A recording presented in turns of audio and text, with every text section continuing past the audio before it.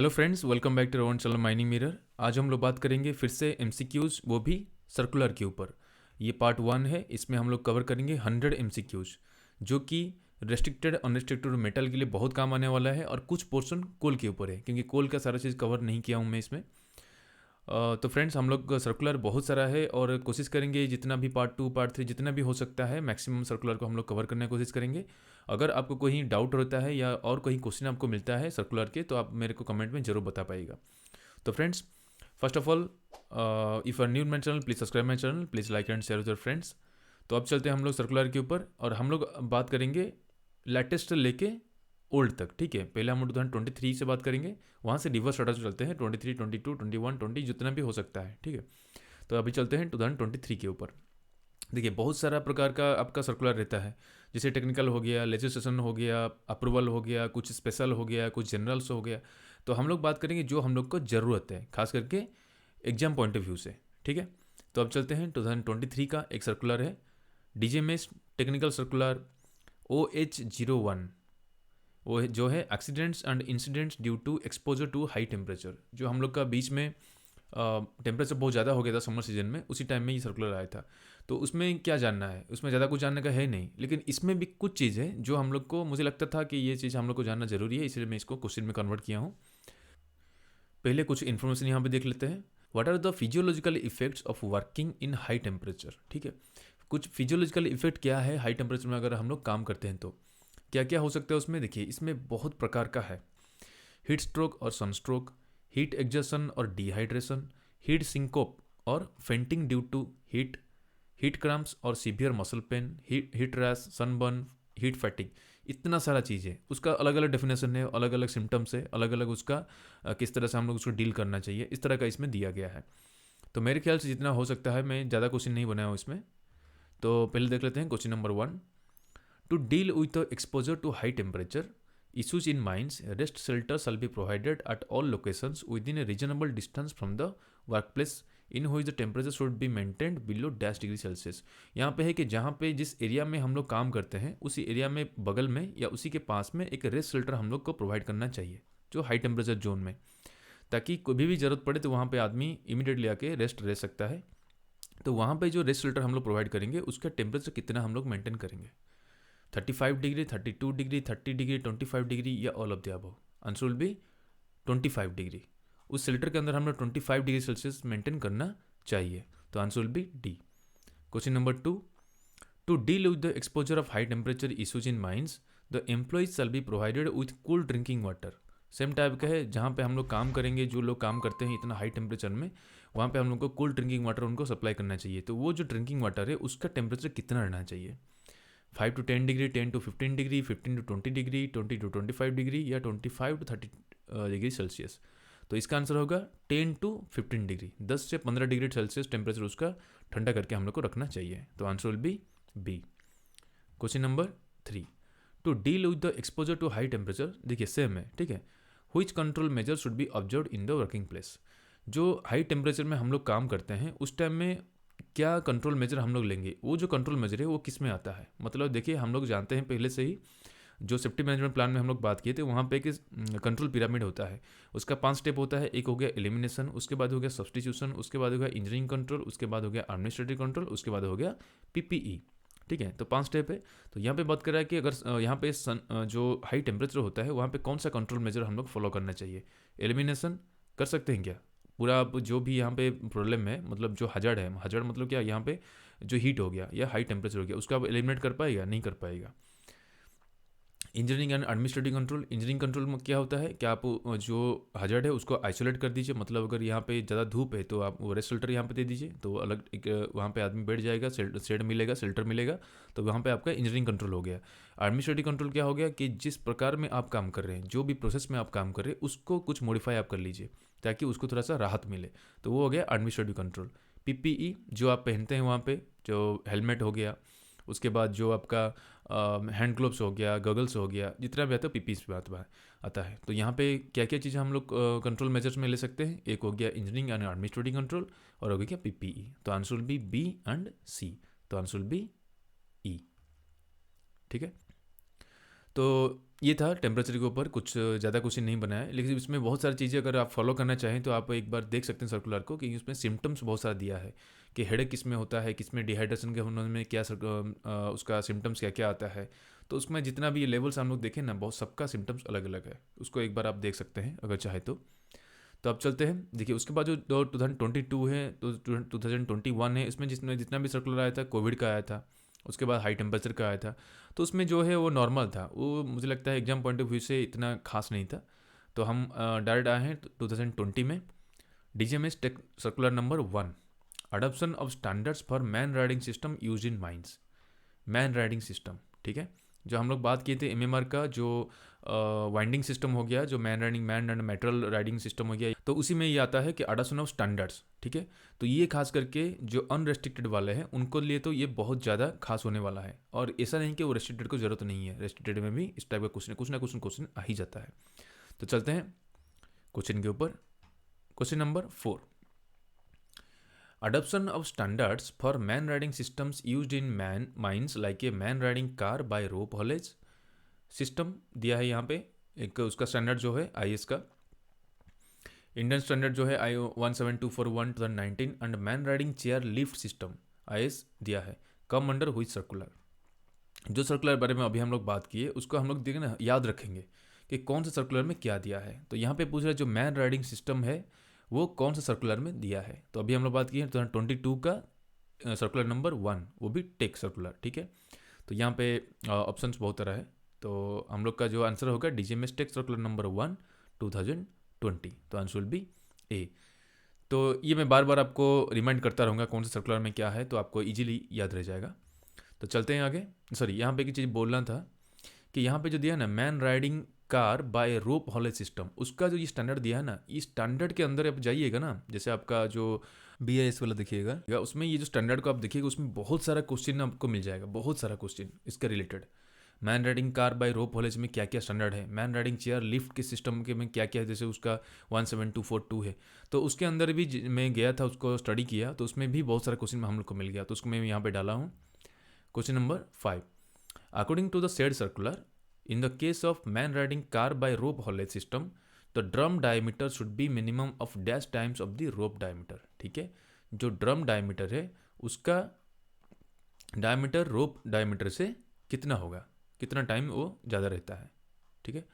तो 100 times, 80 times, 60, 50 and 40, answer will be 80 times, answer will be B. ये आता है यहाँ जो स्टैंडर्ड की बात की है ना IS 17241 2019, इसमें वो दिया गया है।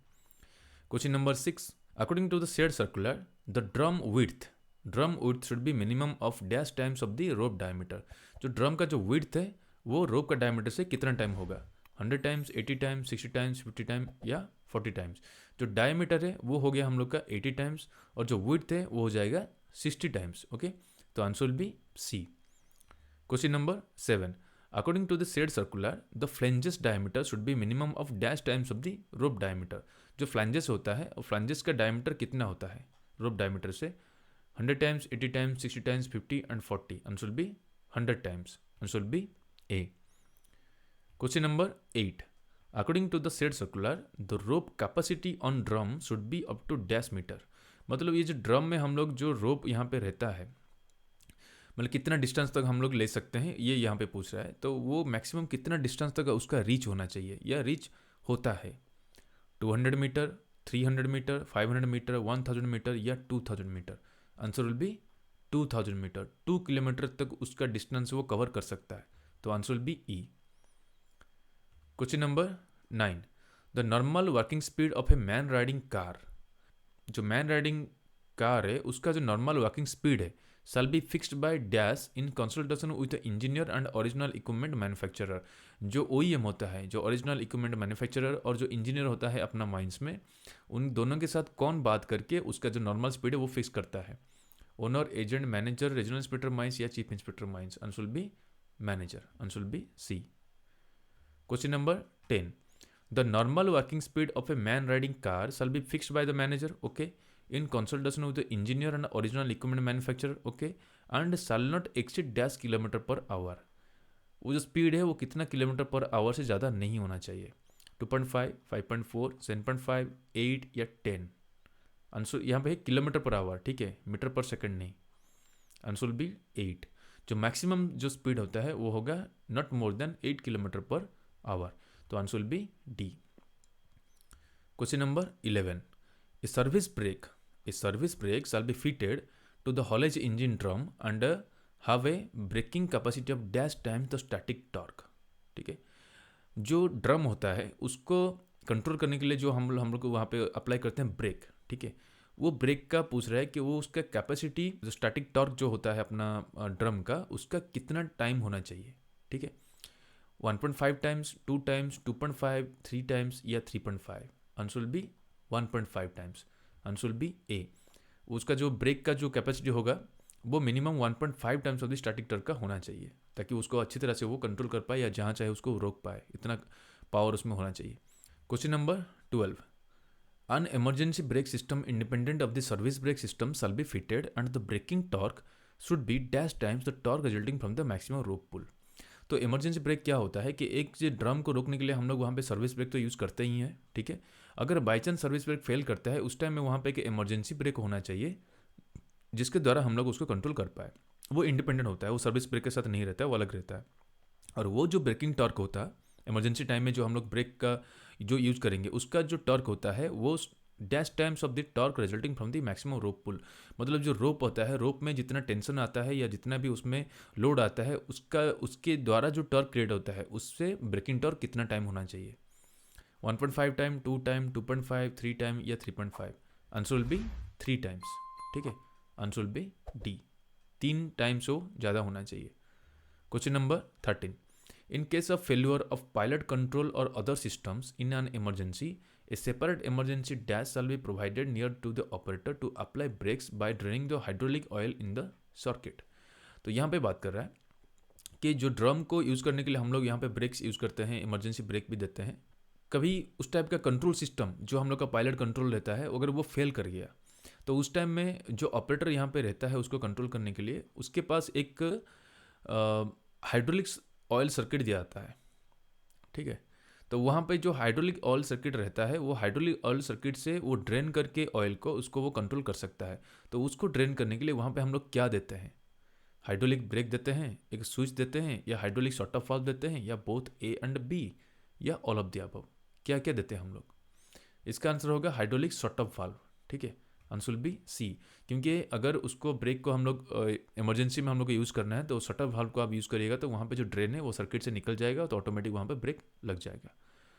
तो question number 14, every engine shall be equipped with the reliable distance indicator. Okay, ये कितना डिस्टेंस में पहुंचा है अपना केज या कितना डिस्टेंस में पहुंचा है अपना car, showing to the engine driver the position of the man riding car, okay, throughout the run, and an automatic device that will ring a bell in the engine room when the car is approaching the boarding and alerting system at the distance of not less than dash revolution of the drum। ये question भी हम लोग बहुत पहले भी देखे हैं जो अपना वाइंडिंग सिस्टम वाला जो था MMR में।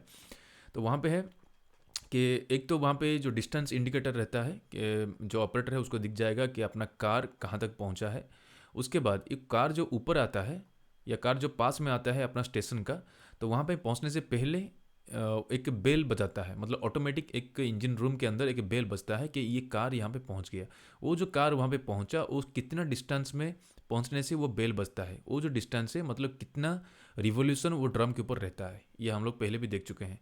1 रिवोल्यूशन, 2, 3, 4 या 5, आंसर भी 2 रिवोल्यूशन मिनिमम ड्रम के ऊपर रहने से तब जाके वो बेल यहाँ पे बज जाता है ताकि यहाँ पे पहुँच गया, तो answer B B. Question number 15, an automatically recording speed indicator, over travel limit switch and over speed trip switch shall be provided in the haulage engine. तो हॉलेज इंजन जो होता है उसमें हम लोग 3 चीज़ रहता है, सेफ्टी डिवाइसेस बोल सकते हैं इसको। एक हो गया ऑटोमेटिकली रिकॉर्डिंग स्पीड इंडिकेटर, वो स्पीड इंडिकेटर को रिकॉर्ड करते हुए आपको दिखाएगा। और एक है ओवर ट्रैवल लिमिट स्विच, ज़्यादा ट्रैवल ना हो तो उसको कंट्रोल करने के लिमिट स्विच है। और एक है ओवर स्पीड ट्रिप स्विच, अगर ज़्यादा स्पीड होगा तो वो ट्रिप कर जाता है automatic. The over speed trip switch जो होता है shall be set at the dash percentage more than the normal speed of the रोप। जो नॉर्मल स्पीड होता है रोप का उसका कितना परसेंटेज ज़्यादा उसको हम लोग सेट करते हैं ताकि उसको वो काउंट करेगा एज ए ओवर स्पीड और वो ट्रिप करा देगा। 5%, 10%, 15%, 20% या 25%। Number 16, a dash shall be provided in order to stop the haulage engine in the event of collapse और इनकैपेबिलिटी ऑफ द ऑपरेटर। ये बहुत अच्छा क्वेश्चन है कि जो हॉलेज इंजन को रोकने के लिए बाई चांस जो इंजन रूम के अंदर जो ऑपरेटर वहाँ पे बैठा हुआ है और बैठ के काम कर रहा है, बाई चांस वो इनकेपेबल हो गया या कोलैप्स हो गया, बाई चांस उसका सर चकराया, वो नीचे गिर गया, ठीक है, या कुछ भी कारण की वजह से उसका हार्ट अटैक हो गया, कुछ हार्ट फेल कर जाता है, तो क्या करेगा, वहाँ जो इंजन को कंट्रोल करता है वो तो इंजन कंट्रोल नहीं कर पाएगा, उस टाइम में एक्सीडेंट होने का चांसेस बहुत ज़्यादा होता है। उस टाइम में कौन सा सेफ्टी फीचर वहाँ पर देते हैं हॉलेज इंजन को रोकने के लिए? Emergency stop button. देखिए इमरजेंसी स्टॉप बटन रहेगा तो ऑपरेटर तो गिर ही जाएगा, वो क्या करेगा, वो नहीं कर सकता use. Dead man's handle, emergency brake, alarm device, all of the above. इसमें जो आंसर होगा वो होगा डेड मैन्स हैंडल। एक बोलते हैं इसको डेड मैन्स हैंडल। जैसे हम लोग देखे होंगे किसमें, जो ट्रेडमिल्स होता है जहाँ पे दौड़ते हैं हम लोग, यहाँ पे रहता है ना, ये कन्वेयर बेल्ट टाइप का रहता है और उसमें हम लोग दौड़ते हैं ट्रेडमिल।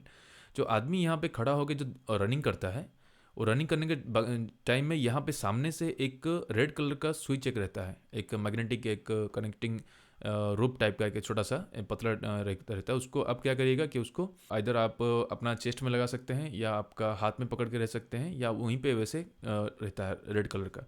जब भी आप सोचिए कि आप बाई चांस गिर गए तो क्या होगा, इस ये जो आपके साथ अटैच रहता है वो ऑटोमेटिक वहाँ से खुल जाएगा। तो जैसे ही यहाँ पे खुल जाएगा तो ये ट्रेडमिल यहाँ पे बंद हो जाएगा। तो एक सेफ्टी डिवाइसेस से सेम टाइप का है डेड मैन्स हैंडल। जैसे आदमी कभी कोलैप्स कर जाता है कोई भी कारण की वजह से, तो वो ऑटोमेटिक इंजन जो है, जो हॉलेज इंजन है, वो रुक जाएगा। तो answer will be B. Question number 17, slow banking device. Slow banking device shall be provided so that the man riding cars will travel at less than dash meter per second when it is being hauled at the station।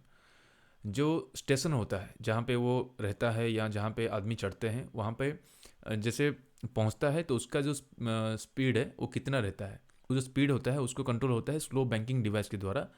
तो वो speed कितना होता है, 5 metre per second, 3.5 metre per second, 2.5, 1.5 या 0.5? 1.5 metre per second. Answer will be D. Question number 18, in the case of man riding chair lift. अभी car के बारे में हम लोग बात कर रहे थे अभी तक, तो ये हो गया man riding chair lift. The diameter of the driving sheave shall not be less than dash times the diameter of the wire rope. ये जो वायर रोप उसके में रहता है,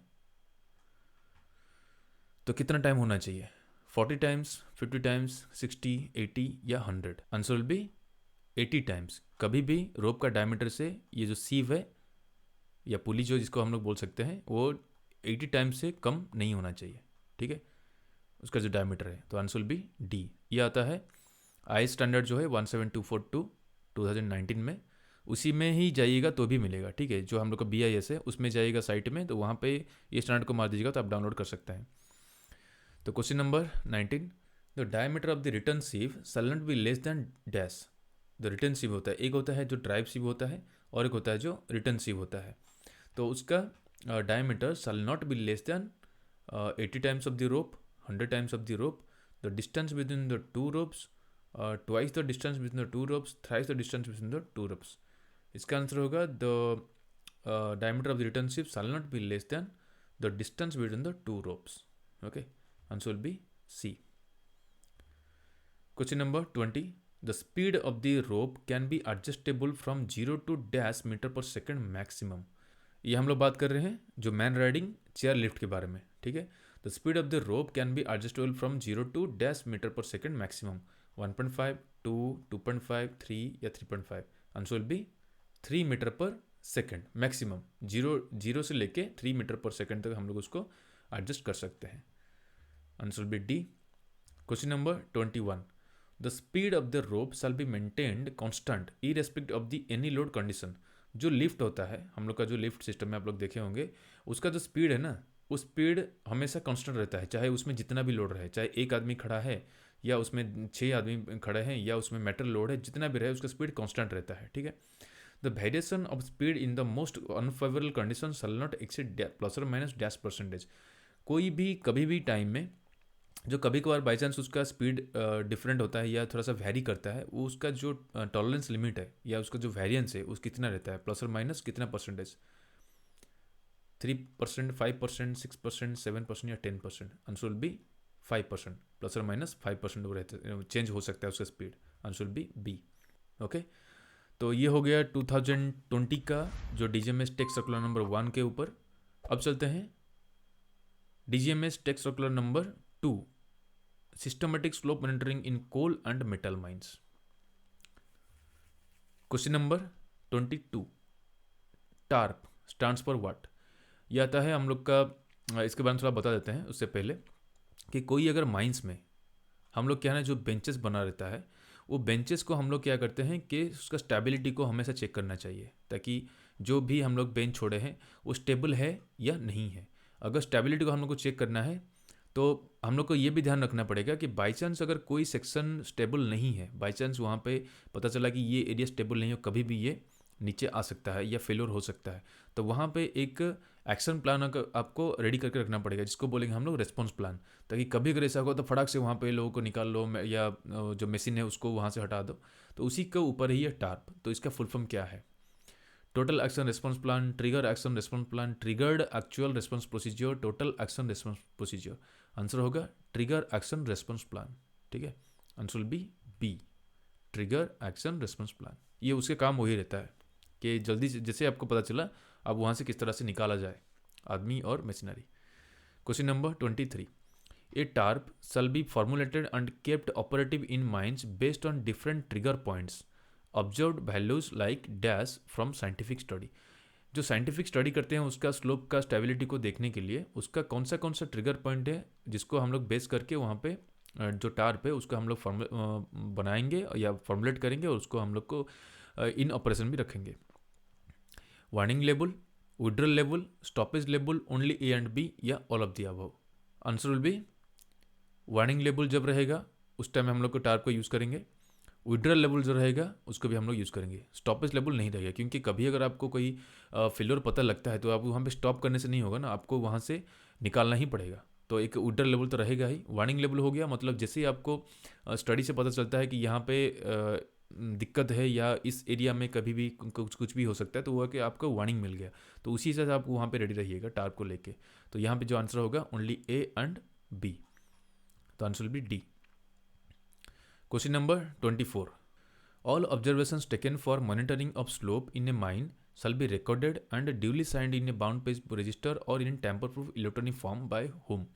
यहाँ पे है कि जो भी स्लोप मॉनिटरिंग के लिए जितना भी ऑब्जर्वेशंस होता है उसको या उसको रिकॉर्ड करना पड़ता है, उसको एक बाउंड पेज बुक में रजिस्टर में उसको हम लोग मेंटेन भी करते हैं, तो वो कौन करता है और उसका साइन भी कौन करता है? Manager, competent person responsible for taking observation, या कोई भी ऑफिशियल या स्लोप मॉनिटरिंग ऑफिसर या all of the above. Answer will be competent person responsible for taking observation, जो भी ऑब्जर्वेशन लेता है वही उसमें साइन करेगा, तो answer will be B. Question number 25, monitoring of slope stability of mine shall be conducted by dash. जो slope stability monitoring के लिए जो भी वहाँ पे करता है, जो भी एजेंसी आता है, जो भी टीम आता है, वो कौन है? एक scientific agency, internal dedicated slope monitoring team, geological agency, only A and B या all of the above. Mines में जो स्लोप स्टेबिलिटी मॉनिटरिंग होता है आइदर वो साइंटिफिक एजेंसी से आप करा सकते हैं या आपका जो डेडिकेटेड स्लोप मॉनिटरिंग टीम होता है उससे भी आप करा सकते हैं, तो answer will be A and B, answer will be D. Question number 26, in a mine dash can be authorise to be a slope monitoring officer. एक माइंस में कौन एक स्लोप मॉनिटरिंग ऑफिसर में उसका आप ऑथराइजेशन दे सकते हैं? मैनेजर को, सेफ्टी ऑफिसर को, स्ट्राटा कंट्रोल ऑफिसर को, जियोलॉजिस्ट को या competent person responsible for taking observation. किसको आप दे सकते हैं कि आप स्लोप मॉनिटरिंग ऑफिसर बन सकते हैं? अगर आपका एक टीम है, एक डेडिकेटेड टीम है जो कि स्लोप स्टेबिलिटी के ऊपर मॉनिटरिंग करेगा, वो होगा स्ट्राटा कंट्रोल ऑफिसर। अगर आपका माइंस में कोई स्ट्राटा कंट्रोल ऑफिसर ऑलरेडी है, उसी को आप ऑथराइजेशन दे सकते हैं स्लोप मॉनिटरिंग ऑफिसर के हिसाब से, तो आंसर विल बी सी। अब चलते हैं DGMS टेक सर्कुलर नंबर 6। ठीक है, अभी दो हम बात कर लिए, तो 1 क्या हो गया? DGMS टेक सर्कुलर नंबर 1 हो गया, adoption of standards for man riding systems used in mines, जो मैन राइडिंग कार हो गया या मैन राइडिंग लिफ्ट हो गया। और सर्कुलर नंबर 2 क्या हो गया कि सिस्टमेटिक स्लोप मॉनिटरिंग सिस्टम। अब हो गया टेक सर्कुलर नंबर 6, ये आता है minimum design requirements for various safety features to be incorporated for use in HEMM और heavy light vehicles in open cast mines.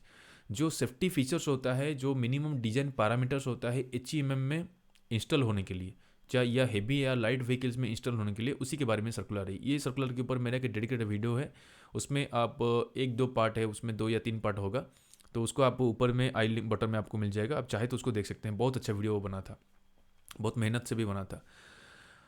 तो फ्रेंड्स चलते हैं अभी इसके ऊपर कुछ क्वेश्चन देख लेते हैं। DGMS tech circular number 6 2020।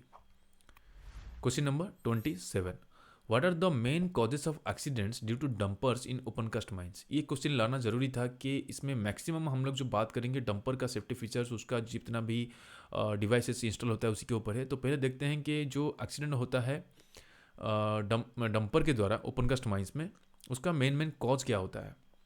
Design and maintenance of hall load अगर आपका अच्छी तरह से डिजाइन नहीं हुआ है उसके कारण भी हो सकता है, yes. Lack of proper training आप सही तरह से नहीं मिला है, उसके द्वारा भी हो सकता है, यस। लैक ऑफ अवेयरनेस, आपको पता नहीं है कि कौन सा गेज क्या है, उसका कौन सा फीचर क्या है, उसके द्वारा भी हो सकता है। Problems in the maintenance of dumper का मेंटेनेंस सही नहीं होने से भी हो सकता है। तो आंसर भी ऑल ऑफ दी अबव, ये सारा चीज़ उसका रिस्पॉन्सिबल है कोई भी डंपर में कोई एक्सीडेंट होता है तो आंसर भी E. Question number 28, which of the following safety features is recommended by DGMS to be installed in dumpers to prevent accident during reversal। Dumper जब रिवर्स करता है उस टाइम में ऐसा कौन सा सेफ्टी फीचर है वहाँ पे जो कि उसको रोकता है इस टाइप का एक्सीडेंट होने से, कौन है। Auto dipping system, rear vision system, payload monitoring system, tyre pressure monitoring system या none of this. Obviously rear vision system, जो हम लोग का रियर व्यू कैमरा हो गया, उसी का सिस्टम ही आपको बचा सकता है कि रिवर्स में करने के टाइम में कि पीछे क्या है या नहीं है, तो एक क्लियर कट आपको आइडिया दे देता है। तो वही है जो आपको एक्सीडेंट से बचा सकता है। तो answer will B. Question number 29, in which of the following system the system remains in standby mode and wake up when the reverse gear is engaged। यहाँ पे है कि कौन सा सिस्टम में जैसे आप रिवर्स गियर को डालते हैं, यहाँ पे जैसे आप रिवर्स गियर में करंट करते हैं तो ऑटोमेटिक वो जो सिस्टम है वो चालू हो जाता है। जब तक आप रिवर्स गियर में नहीं डालिएगा तब तक वो स्टैंड बाई मोड में रहता है। ऑब्वियसली वही है रियर विजन सिस्टम। जैसे आप रिवर्स गियर डालिएगा डंपर में तभी जाके वो कैमरा या उसका जो सिस्टम है वो उड़ जाता है, नहीं तो वो ऑटोमेटिक वो स्टैंड बाई मोड में ही रहता है हमेशा। तो answer B. Question number 30, the rear vision camera system may be provided with the provision for recording the image captured with a timestamp to enable easy retrieval and analysis of the immediate past dash deployment operating hours। तो यहाँ पे बात करें कि जो भी reverse camera का system जो आप लगाए हैं उसमें जो डिस्प्ले में आता है कि रिवर्स पीछे में क्या दिखता है नहीं दिखता है, जो भी उसमें है उसमें एक रिकॉर्डिंग ऑप्शन रहता है। तो उसमें जितना भी आपको चलता रहता है पूरा टाइम, उसमें जितना भी आपका पीछे का वीडियो जो भी है, पीछे का इमेज जो है वो सब कैप्चर होकर रहता है, वो स्टोर होकर रहता है। तो कभी भी आपको ज़रूरत पड़ा कोई चीज़ को जानने के लिए तो आप फिर से आपको उसमें वापस जाके और डाटा से आप ले सकते हैं कि क्या हुआ था या नहीं हुआ था जो भी है। तो वहाँ पर बात कर रहा है कि वो कितना घंटा तक या कितना घंटा का डाटा उसमें वो सेव करके रख सकता है। तो यहाँ पर जो बात करें ना डिप्लॉयमेंट ऑपरेटिंग आवर, मतलब क्या होता है कि कंटिन्यूसली जैसे आप 8 घंटा चला रहे हैं माइंस में, ऐसा नहीं कि 8 घंटा ही आपका मशीन चलता है, वो चलता होगा, हो सकता है 6 घंटा चलता होगा। तो जितना टाइम आप चला रहे हैं उसी टाइप का ही जितना जब भी आप उसको एंगेज करिएगा तो उसमें उसी को ही बोलते हैं डिप्लॉयमेंट ऑपरेटिंग आवर। जितना टाइम वो ऑपरेट होगा उसी टाइम का वो डाटा रखता है। तो यहाँ पे है कि पास्ट कितना मतलब कितना डाटा कितना आवर का डाटा वो रख सकता है, पास्ट 8 आवर्स का या पास्ट 12 आवर्स का या पास्ट 16 आवर्स का या पास्ट 24 आवर्स का या पास्ट 72 आवर्स का। Answer will B past 24 hours का। ठीक है, आंसर विल बी डी। 24 घंटे का डाटा वो रख सकता है ऑपरेटिंग, जो डिप्लॉयमेंट ऑपरेटिंग आवर्स है। Question number 31, which of the following safety features is recommended by DGMS to be installed in dumpers to prevent accidents due to drowsiness of operator। जब कोई अगर जैसे डंपर चला रहा है कोई ऑपरेटर, ठीक है, उस टाइम में उसको नींद लगा, यहाँ पे बैठा है, उसको थोड़ा सा नींद लगा, पकड़ के बैठा है, तो ऐसा कौन सा सिस्टम लगाते हैं ताकि कभी भी उसको ऐसे नींद आता है कि उसका बिहेवियर को देख के कौन सा सिस्टम है जो एक्सीडेंट को रोकने में काम आता है।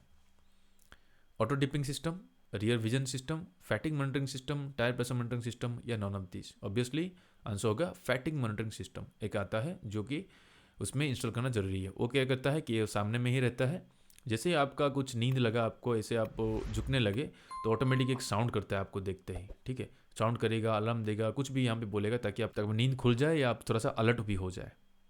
तो answer will be C. Question number 32, which of the following systems is recommended by DGMS to be installed in dumpers used for transporting material in open cast mines to reduce glare on operators eye during night operation?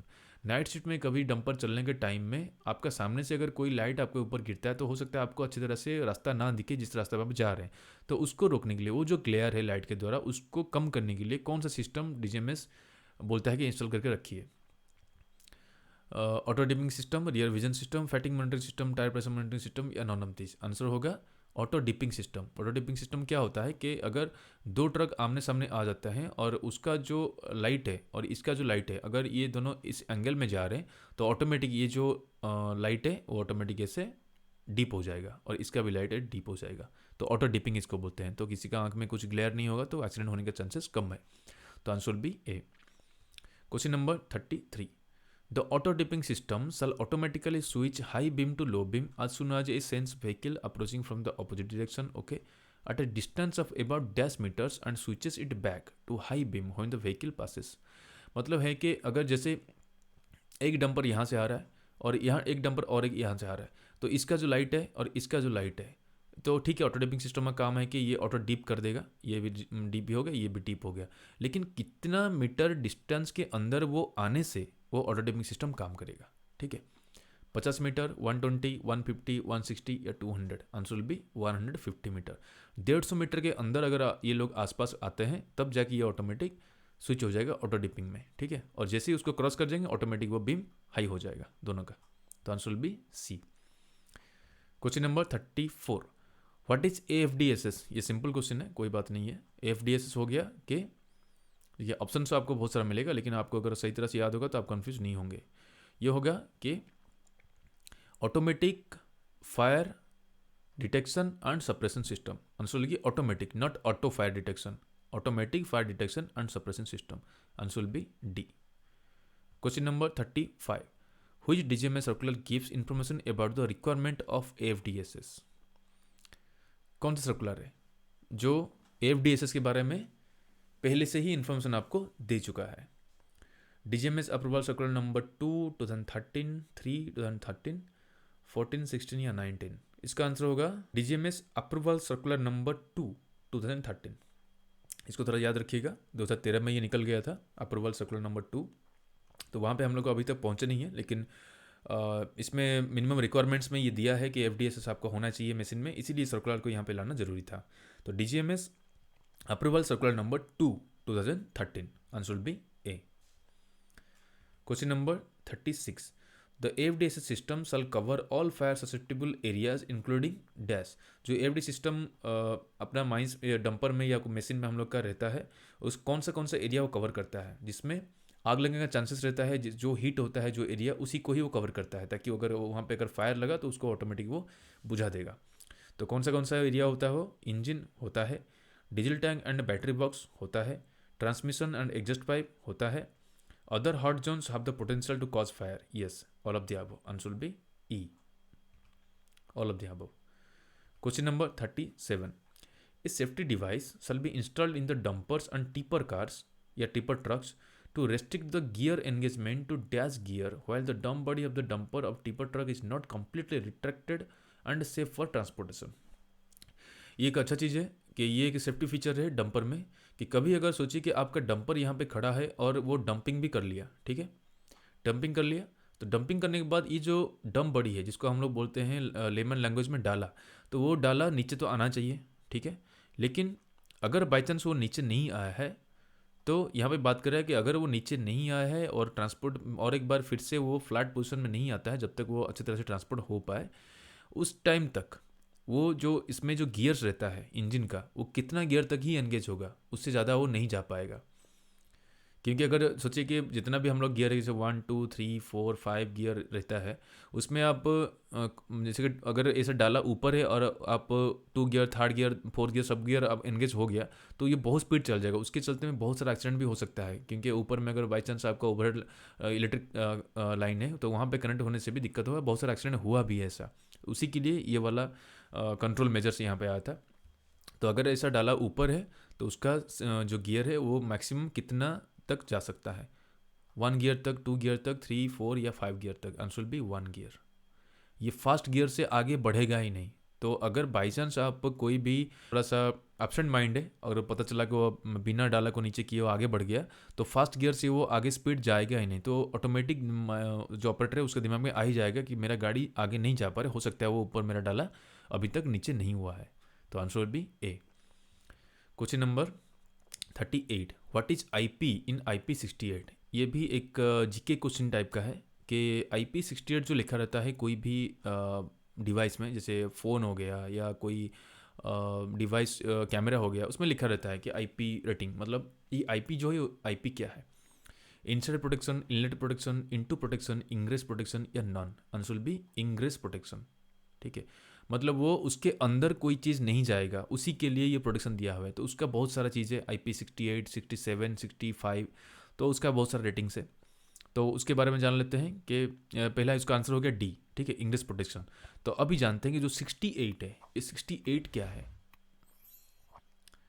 देखिए IP68 मतलब हो गया 6 हो गया, जो पहला जो है जैसे XY, मतलब X जो हो गया वो सॉलिड को रिप्रेजेंट करता है या डस्ट को। ठीक है, सॉलिड।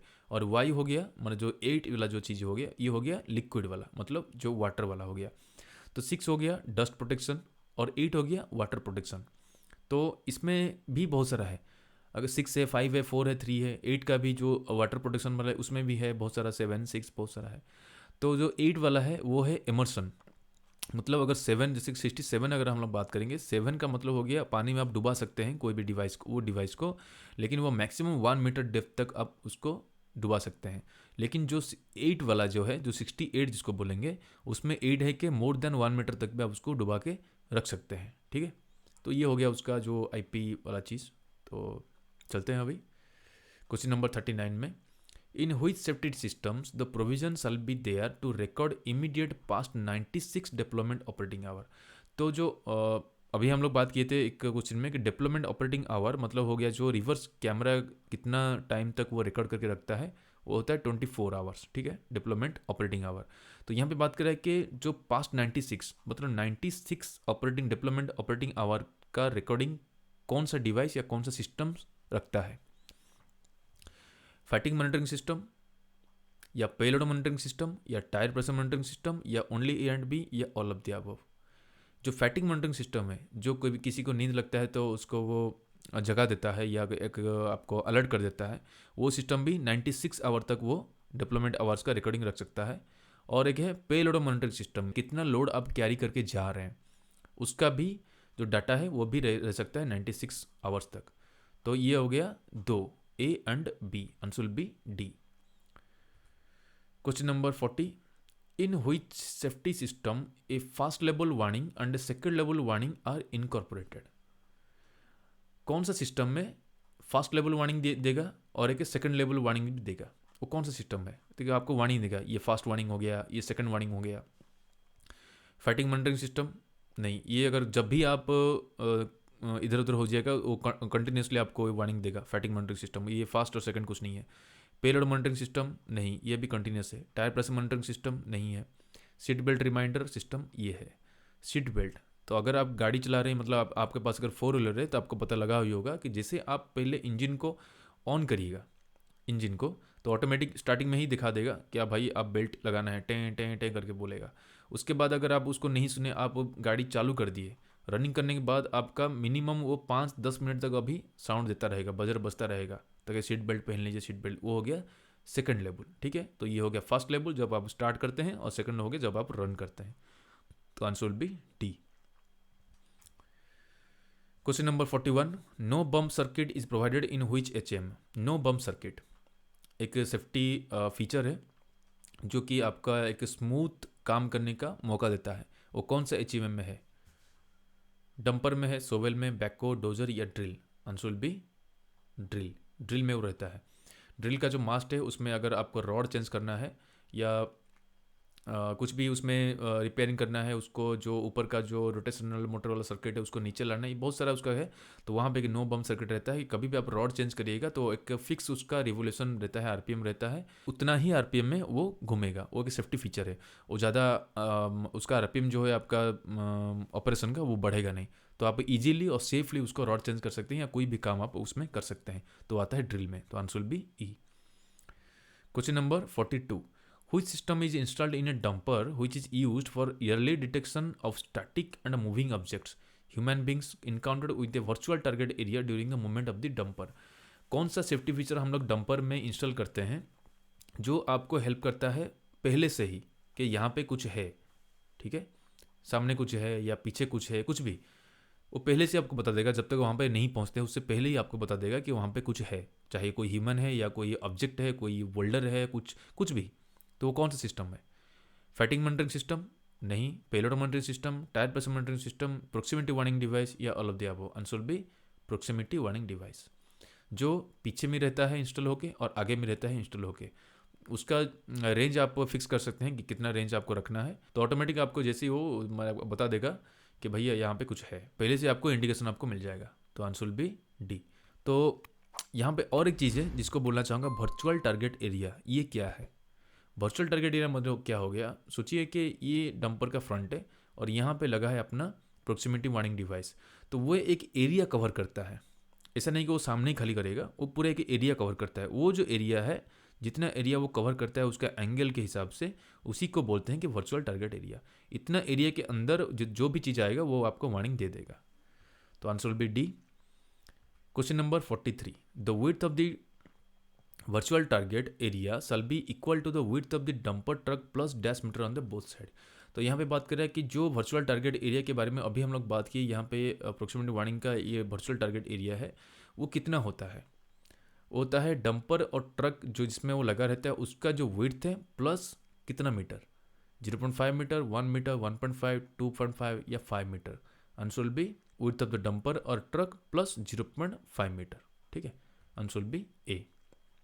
ये जितना है उसका प्लस 0.5 मीटर, ये उसका वर्चुअल एरिया है, इतना एरिया वो कवर कर लेगा। तो ये हो गया डीजीएमएस टेक सर्कुलर नंबर 6 जो मिनिमम डिजाइन रिक्वायरमेंट से एचएमएम में। अब चलते हैं और एक सर्कुलर क्या है, DGMS tech circular number 7, safe conduct of operation at railway siding of the mine. Railway siding में कौन सा सेफ्टी प्रिकॉशन लेना चाहिए हम लोग को, या कौन सा सेफ कंडक्ट हम लोग ऑपरेशन के द्वारा करना चाहिए, वो है डीजीएमएस टेक सर्कुलर नंबर 7 में। ठीक है, तो इसके ऊपर ज़्यादा क्वेश्चन नहीं है, बस एक ही क्वेश्चन में बनाया है कि जो safe conduct operation at railway siding of mine comes under which circular. Railway siding का जो सेफ्टी के बारे में कौन सा सर्कुलर बोलता है उसी को याद करते हैं, वो हो गया डीजीएमएस टेक सर्कुलर नंबर 7। इसको खाली सर्कुलर को याद रख लीजिए, बाकी जितना भी सेफ्टी कौन सा बरतना है रेलवे साइडिंग में पता रहता है, कोई इसमें बड़ा चीज़ नहीं दिया है, कुछ एक्स्ट्रा इसमें नहीं दिया था। तो आंसर विल बी ए। अब चलते हैं next, circular number 8, 12th national safety conference. तो 12th नेशनल सेफ्टी कॉन्फ्रेंस से इसको मैं इस वीडियो में ऐड नहीं किया हूँ क्योंकि नेशनल सेफ्टी कॉन्फ्रेंस के ऊपर मेरा एक एक्सक्लूसिव वीडियो आएगा। तो इसमें नॉर्मल खाली आपको याद रख लीजिए कि जो 12th नेशनल सेफ्टी कॉन्फ्रेंस है वो कौन सा सर्कुलर में आया था, वो है सर्कुलर नंबर 8। ठीक है, उसके ऊपर वही सेम है कि 12th नेशनल सेफ्टी कॉन्फ्रेंस कौन सा सर्कुलर में आता है, वो है 8 में। ठीक है, बी। अब चलते हैं circular number 10, protection against lightning in mines. ये एक अच्छा चीज़ है और इसमें खास करके है जो ब्लास्टिंग में रिलेटेड लोग हैं उनको ये बहुत ज़्यादा हेल्प करेगा। तो DGMS tech circular number 10, protection against lightning in mines. Question number 46, every mine shall be equipped with an adequate lightning protection system, जिसको हम लोग बोलते हैं lightning protection system, LPS short form है, where the expected number of lightning flashes per square kilometre per year is more than dash. तो यहाँ पे बात कर रहा है कि कौन सा एरिया में हम लोग जो लाइटिंग प्रोटेक्शन सिस्टम को लगाएंगे या यूज़ करेंगे, जहाँ पे जो लाइटनिंग्स होता है एक साल में 1 स्क्वायर किलोमीटर के अंदर, 1 किलोमीटर अगर हम लोग लेते हैं, 1 स्क्वायर किलोमीटर के अंदर 1 ईयर में नंबर ऑफ फ्लैशेस जो होता है वो कितना होने से वहाँ पे हम लोग एक लाइटिंग प्रोटेक्शन सिस्टम को यूज़ करेंगे। 1 in 1000, 1 in 10,000, 1 in 1 lakh, 1 in 1 million या 1 in 1 करोड़। तो यहाँ पे आंसर होगा 1 in 1 लाख। ठीक है, 100,000 में एक जो होता है, माने 1 in 1 लाख जो होता है, अगर इस टाइप का कुछ होता है 1 स्क्वायर मीटर के अंदर, उसमें हम लोग लाइटनिंग प्रोटेक्शन सिस्टम को यूज़ करेंगे। तो आंसर विल बी सी। तो और यहाँ पे कुछ इन्फॉर्मेशन है कि every mine adequate LPS shell be provided in areas. मैंने यहाँ पे बता दिया कि कौन सा एरिया में हम लोग लाइटिंग प्रोटेक्शन सिस्टम रखना चाहिए या देना चाहिए। ब्लास्टिंग ऑपरेशन से कैरिड आउट, जहाँ पे ब्लास्टिंग होता है वहाँ पे हम लोग को रखना चाहिए। जहाँ पे एक्सप्लोजिव स्टोर होता है मैगजीन में होना चाहिए। Overhead lines passing through the mine periphery, वहाँ भी होना चाहिए, जो पेरीफेरी में हम लोग को ओवरहेड लाइन्स आता है इलेक्ट्रिक का। और द ओबी डम का टॉप में होना चाहिए, जहाँ पे बहुत सारे लोग एक साथ मिल के कुछ काम करते हैं, कुछ रहते हैं, कुछ मीटिंग करते हैं, वहाँ भी होना चाहिए, जैसे हम लोग का ऑफिस। उसके बाद pumping installation where operator presence is continuously, pumping operation जहाँ पे रहता है, जहाँ पे एक आदमी हमेशा वहाँ पे रहता है, वो सब एरिया में हम लोग एलपीएस का इंस्टॉल करना बहुत ज़रूरी है। ठीक है, यहाँ पे और कुछ इन्फॉर्मेशन है कि यहाँ पे 3 टाइप का जो एलपीएस सिस्टम, एलपीएस है मतलब जो लाइटिंग प्रोटेक्शन सिस्टम 3 टाइप्स है। एक हो गया जो कन्वेंशनल एयर टर्मिनल, मतलब ये चीज़ को हम लोग बहुत पहले से यूज़ करते आ रहे हैं, जिसको बोलते हैं कन्वेंशनल, मतलब नॉर्मल है, मतलब जनरल है। वो हो गया जिसको हम लोग बोलेंगे फ्रैंकलिन रॉड या कंडक्टर फ्रैंकलिन। ठीक है, उसका आप देख सकते हैं ये वाला जो फिगर है फ्रैंकलिन कंडक्टर, इसमें एक रॉड रहता है जिसको हम लोग यूज़ करेंगे आज लाइटनिंग को ये अरेस्ट करेगा, और वो एक पर्टिकुलर एरिया को वो कवर करता है। ठीक है, और एक हो गया फाराडेस केज। केज मतलब एक केज टाइप का यहाँ पे देखिए कि सिस्टम दिया होगा, एक ऊपर में एक सस्पेंडेड एयर कंडक्टर, एक मतलब एक केबल या रॉड है। उसके बाद यहाँ पे मेटालिक मास्क दोनों दिया है, जो कि आपका बाई चांस यहाँ पे अगर लाइटनिंग होता है तो वो इसी के थ्रू में आके नीचे में अर्थिंग में चल जाएगा। उसके बाद हो गया early streamer emission, ESC ionising air terminals. ये आता है बड़ा बड़ा बिल्डिंग के ऊपर रहता है, तो कि ऊपर से जैसे लाइटनिंग अगर आपको पता है कि इस जोन में आ सकता है, तो पहले से ही वो आयोनाइज होके वहाँ पे स्ट्रीमर छोड़ता है। ठीक है, और ये जो स्ट्रीमर आपको पता नहीं लगा स्ट्रीमर किसको बोलते हैं, तो यहाँ पे लाइटनिंग जो होता है ना, उसके ऊपर भी मेरा एक एक्सक्लूसिव वीडियो था, उसको भी आपको आई बटन में मिल जाएगा, उसको आप देख सकते हैं कि किस तरह से लाइटनिंग कैसे स्ट्राइक करता है।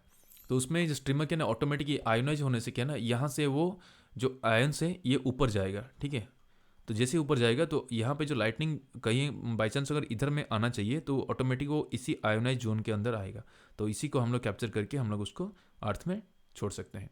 तो यहाँ पे 3 तरह का है, एक हो गया फ्रैंकलिन रॉड या कंडक्टर, फैराडेस केज या अर्ली स्ट्रीमर एमिशंस। ओके, अब चलते हैं question number 47। The Franklin conductor shall be provided in the manner that the site to be protected shall be within dash of zone of protection। ठीक है, ZP zone of protection, जो अभी हम लोग बात किए थे।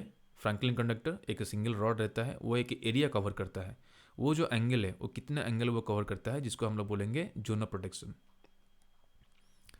देखिए जेडपी इसी के अंदर ये है 45 डिग्री। ठीक है, तो यहाँ पे आंसर होगा सी। Question number 48.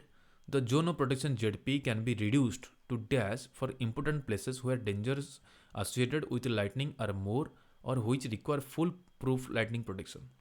तो यहाँ पे बात कर रहा है कि ये जो फ्रैंकलिन कंडक्टर है, ये हम लोग अभी बात की कि उसका एंगल 45 डिग्री वो कवर करता है, जो जिसको हम लोग जोन ऑफ प्रोटेक्शन। लेकिन ये जो जोन ऑफ प्रोटेक्शन है उसको हम लोग रिड्यूस कर सकते हैं, मतलब यहाँ से हम लोग इसको कम कर सकते हैं। तो ये जो कम कहाँ पे करते हैं, जहाँ पे हम लोग को इम्पोर्टेंट एरियाज होता है या इम्पोर्टेंट बिल्डिंग्स होता है, जहाँ पे हम लोग को फुल प्रूफ लाइटिंग प्रोटेक्शन चाहिए, एकदम बहुत ज़्यादा सेंसिटिव एरिया है, तो वहाँ पे हम लोग को फुल प्रूफ चाहिए। तो वहाँ पे जो एंगल है वो कितना रखते हैं, 55, 45, 35 डिग्री, 30 या 25। आंसर होगा कितना, 30 डिग्री। ये जो 45 डिग्री है उसको रिड्यूस करके यहाँ पे 30 डिग्री कर देता है, तो यहाँ पे आपका जोन जो है वो रिड्यूस हो गया। ठीक है, तो answer will be D. Question number 49। Which lightning protection system shall be installed in A blasting site. जो ब्लास्टिंग साइट होता है जहाँ पे हम लोग होल में ब्लास्टिंग करते हैं या चार्ज करके ब्लास्टिंग करते हैं, उस टाइम में कौन सा लाइटनिंग प्रोटेक्शन सिस्टम यहाँ पे हम लोग प्रोवाइड करते हैं ताकि सेफ हो। Franklin rod, Faraday's cage, early streamer emission, या बोथ ए एंड बी या बोथ बी एंड सी। यहाँ पे जो आंसर होगा वो होगा फ्रैंकलिन रॉड कंडक्टर। ठीक है, देखिए आपका साइड हमेशा, तो जो ब्लास्टिंग साइड है वो हमेशा चेंज होता रहता है, ऐसा थोड़ी क्या वहाँ पे फैराडेस केज लगा दिए, मतलब ऐसे रॉड लगाइए उसका फिर उसका मास्क लगाइए, ऐसे करने से नहीं होगा, क्योंकि थोड़ा सा ईजी नहीं होता है, थोड़ा सा कॉम्प्लिकेटेड हो जाएगा। तो जो सबसे ईजी रहता है वो होगा फ्रैंकलिन रॉड, तो answer will be A. Question number 50। Which lightning protection system shall be installed in magazine. Magazine में कौन सा लाइटनिंग प्रोटेक्शन सिस्टम हम लोग यूज़ करते हैं? यहाँ पे आ जाएगा फैराडेस केज, ठीक है। जो ब्लास्टिंग जो एक्सप्लोसिव जहाँ पे हम लोग स्टोर करते हैं उस बिल्डिंग को हम लोग फैराडेस केज के अनुसार उसको हम लोग कवर कर सकते हैं, लाइटनिंग प्रोटेक्शन सिस्टम वहाँ पे दे सकते हैं, ताकि ऊपर में एक रॉड रहेगा और यहाँ पे मास्ट रहेगा उसका, और वहाँ पे ज़मीन में जाके यहाँ पे अर्थिंग में उसको हम लोग करंटिंग कर देंगे, ठीक है। तो आंसर होगा Faraday's cage, answer B B. Question number 51, which lightning protection system shall be installed at the substation और स्विच यार्ड। जो सबस्टेशन होता है या जो स्विच यार्ड होता है उसमें कौन सा लाइटिंग प्रोटेक्शन सिस्टम रहता है? Same Faraday's cage, answer B B. Question number 52, which lightning protection system shall be installed at installation of oil mines. Oil mines में जितना भी इंस्टॉलेशंस रहता है उसमें कौन सा लाइटनिंग प्रोटेक्शन सिस्टम वहाँ पे रहता है? देखिए ऑयल माइंस क्या हो गया, एक सेंसिटिव चीज़ हो गया क्योंकि थोड़ा सा ज़्यादा डेंजरस है, इसीलिए वहाँ पे हम लोग रहता है ईयरली स्ट्रीमर्स। मतलब लाइटनिंग को वेट नहीं करना है कि वो जाके कहीं गिरता है, उसको हम लोग बुलाएंगे ऊपर से कि तुम यहीं पे ही स्ट्राइक करो, ठीक है। इसीलिए वहाँ पे हम लोग स्ट्रीमर्स छोड़ते हैं जो आयनाइज होता है, ये होता है ऑयल माइंस में C streamers, okay, answer B C. Question number 53, what should be the magnitude of earth resistance collective to the keep hazard associated with the step and touch potential within the safe limits। जो earth resistance collective यहाँ पे बात कर रहा है कि पूरा earth resistance कितना रखना चाहिए जिसमें हम लोग स्टेप एंड टच पोटेंशियल को सेफ लिमिट में रख पाए, ठीक है। स्टेप एंड टच पोटेंशियल क्या होता है कि क्या बोलते हैं, जैसे कि एक बिल्डिंग हो गया, ठीक है, यहाँ पे एक बिल्डिंग है, यहाँ पे एक आदमी खड़ा है, तो उसका है कि वो टच भी करेगा, तो अगर यहाँ पे चार्ज रहता है तो उसको हो सकता है झटका लगे, ठीक है। अगर स्टेप यहाँ पे मतलब ये जो स्टेप है यहाँ पे, जैसे अगर सोचिए ग्राउंड चार्ज है तो ये जो स्टेप यहाँ पे उसका लगा और ये जो स्टेप है इसके एक स्टेप लगने के बाद दूसरा स्टेप के अंदर डिस्टेंस कितना रहने से उसका जो पोटेंशियल है मतलब वहाँ पे जो वोल्टेज क्रिएट होगा वो मैटर करता है, ठीक है। इसको बोलेंगे हम लोग स्टेप एंड टच पोटेंशियल से। तो उसका सेफ लिमिट में या सेफ लिमिट में रहने के लिए मतलब कोई इंजरी ना होगा कोई भी पर्सनस को, उसका हम लोग को अर्थ रेजिस्टेंस कलेक्टिवली कितना रखना चाहिए? 1 ओम, 2 ओम, 3 ओम, 4 ओम या 5 ओम? आंसर बी 2 ओम, ठीक है, आंसर बी बी। तो ये हो गया हम लोग का डीजीएमएस टेक सर्कल नंबर 10 जो है protection against lightning in mines के। अभी है डीजीएमएस टेक सर्कल नंबर 14 जो है precaution against the premature blast of SME and SMS explosive. ये भी बहुत इंपॉर्टेंट है, खास करके जो लोग ब्लास्टिंग से जुड़े हुए हैं, ठीक है। तो और एक बार देख लेते हैं डीजीएमएस टेक सर्कल नंबर 1 में क्या है। Adoption of standards of man riding system used in mines 1 में हो गया। 2 में हो गया सिस्टमेटिक स्लोप मॉनिटरिंग सिस्टम कोल और मेटल माइंस में। उसके बाद 6 में क्या आता है, मिनिमम डिजाइन रिक्वायरमेंट इन एचईएमएम। उसके बाद सर्कुलर नंबर 7 आ गया, safe conduct of operation at railway siding. 8 में हो गया 12th नेशनल कॉन्फ्रेंस। 10 हो गया protection against lightning in mines, और 14 हो गया जो प्री मैच्योर ब्लास्ट होता है एसएमई और एसएमएस उसका प्रिकॉशंस। तो चलते हैं अभी question number 54, what is being used inside the normal shock tube. तो ये एक अच्छा क्वेश्चन है, ये आपको सर्कुलर में नहीं मिलेगा, लेकिन सर्कुलर में जो स्टैंडर्ड दिया था कि जो नॉर्मल शॉक ट्यूब बनता है वो इस स्टैंडर्ड को फॉलो करता है, उसके अंदर आप जब जाइएगा तब जाके ये आपको इन्फॉर्मेशन मिलेगा। तो नॉर्मल शॉक ट्यूब में कौन सी चीज़ हम लोग यूज़ करते हैं? Gunpowder, lead azide, ammonium nitrate, nitroglycerine या मर्क्यूरी फल्मिनेट। यहाँ पे जो आंसर होगा वो होगा लेड अजाइड, ठीक है। तो आंसर होगा बी। लेकिन अभी हम बताना चाहेंगे नॉर्मल में कभी कभार बहुत सारे लोग कॉस्ट कटिंग के चक्कर में और एक चीज़ भी यूज़ करते हैं जिसको हम लोग बोलते हैं मर्क्यूरी फल्मिनेट, ठीक है। लेकिन जो एक्चुअल यूज होना चाहिए वो लेड अजाइड है, क्योंकि ये दोनों में एक डिफरेंस है। ये दोनों ही एक एक्सप्लोसिव टाइप का मटेरियल है। लेड अजाइड क्या होता है कि लेस सेंसिटिव होता है, ठीक है, लेस सेंसिटिव। लेकिन जो मर्क्यूरी फल्मिनेट है वो है हाई सेंसिटिव। अगर आप नॉर्मली यूज़ कर रहे हैं, अगर आप लेके जा रहे हैं माइंस में उसको यूज़ करने के लिए, हाई सेंसिटिव रहेगा तो क्या होगा कि कहीं भी थोड़ा सा भी उसको शॉक मिल जाता है, कहीं थोड़ा सा भी करंट मिल जाता है तो ऑटोमेटिक वो इंसेट हो जाएगा, जो कि सबसे डेंजरस हो सकता है। इसलिए लेड अजाइड यूज़ करते हैं उसको मैन्युफैक्चरिंग करने के लिए, जो कि लेस सेंसिटिव है। तो अब चलते हैं 55, snap, slap and shoot are the terms associated with what. Snap, slap and shoot ये कौन सा या किसके साथ वो जुड़ा हुआ है, ये जो टर्म हम लोग यूज़ करते हैं?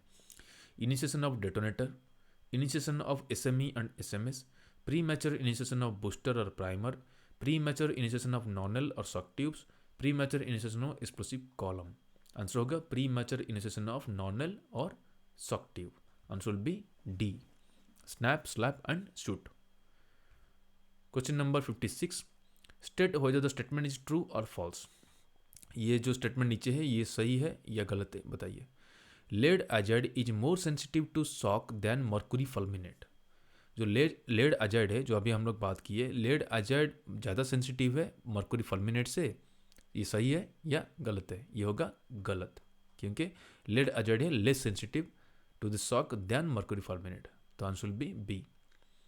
Question number 57, according to the said circular, जो सर्कुलर बारे में बात कर रहे हैं, circular number 14, it is required to fragment boulders without using a rock breaker, then it can be blasted using a small amount of explosive in small drill holes having diameter of dash mm।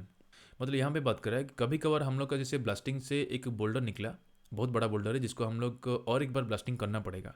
Either आप वहाँ पे rock breaker लगाना चाहिए, लेकिन by chance आपको अगर rock breaker नहीं है, अगर आपको ब्लास्टिंग ही करना है, तो वहाँ पे हम लोग ड्रिल मारेंगे। तो वो जो ड्रिल उसमें मारेंगे वो डायमीटर कितना होना चाहिए?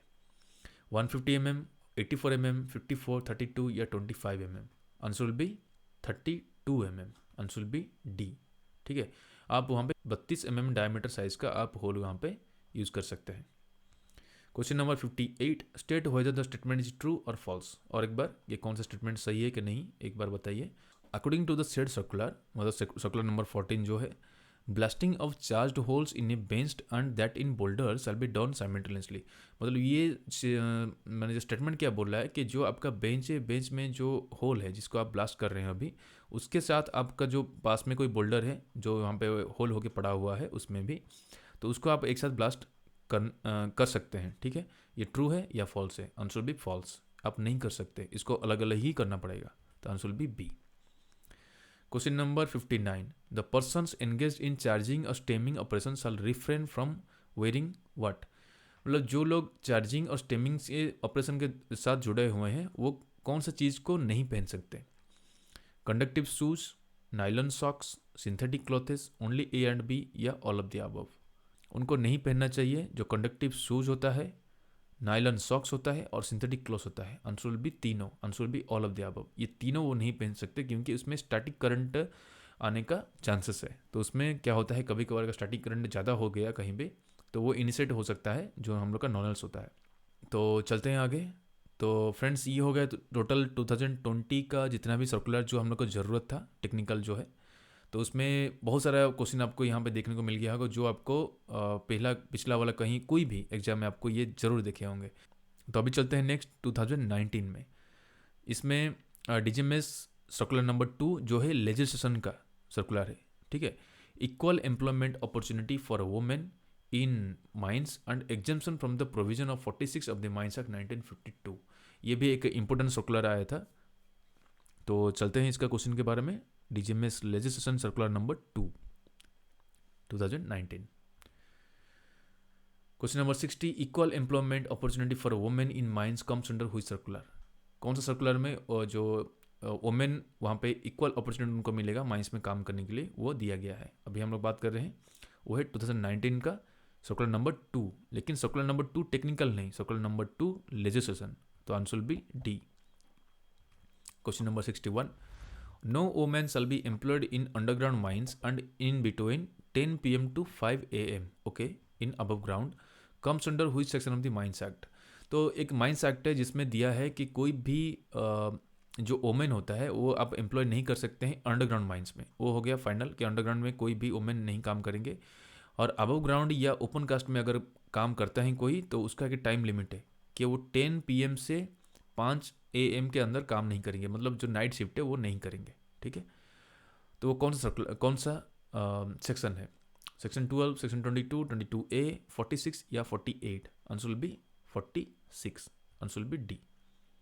Question number 62, the exemptions are given in the latest circular about the employment women in underground and open cast mines are.